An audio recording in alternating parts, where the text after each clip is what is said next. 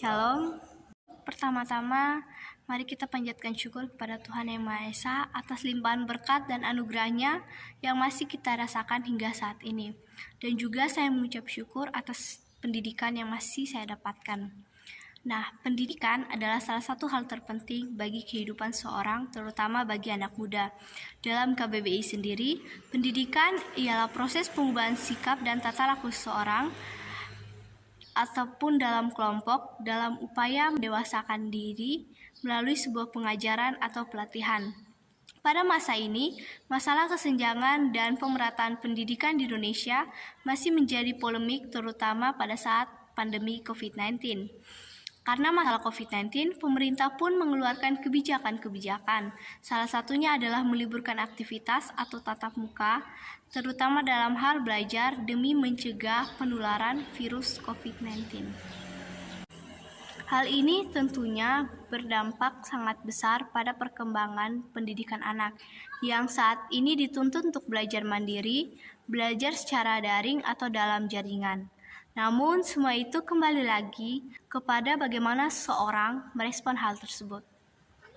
Pembelajaran tanpa tatap muka atau disebut daring dilakukan melalui jaringan internet.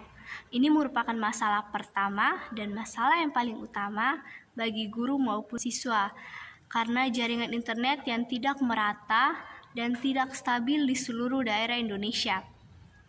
Padahal, pembelajaran daring itu membutuhkan internet yang cukup kuat, mengingat media yang digunakan yaitu Zoom, Google Meet, dan aplikasi lainnya untuk menghadiri pembelajaran. Selain itu, masalah teknis seperti suara yang putus-putus dan video yang berhenti menyebabkan pembelajaran tidak efektif dan murid tidak dapat menyerap informasi yang disampaikan guru secara utuh.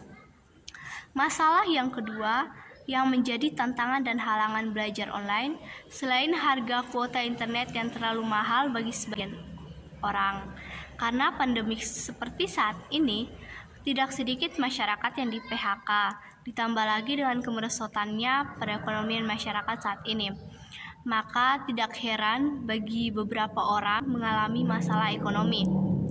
Hal ini semakin memburuk mengingat kebutuhan para siswa dalam mengikuti video conference dengan gurunya. Seperti yang kita ketahui, untuk mengikuti video conference itu memakan paket internet yang sangat besar. Sementara itu, harga paket internet di Indonesia juga tergolong mahal, apalagi bagi masyarakat menengah ke bawah. Masalah yang ketiga adalah banyaknya gangguan yang ada di rumah. Perbedaan utama pembelajaran daring dan luring adalah tingkat distraksi yang dialami oleh siswa. Faktor gangguan yang dimaksud di sini yaitu faktor internal dan eksternal atau gangguan internal atau eksternal.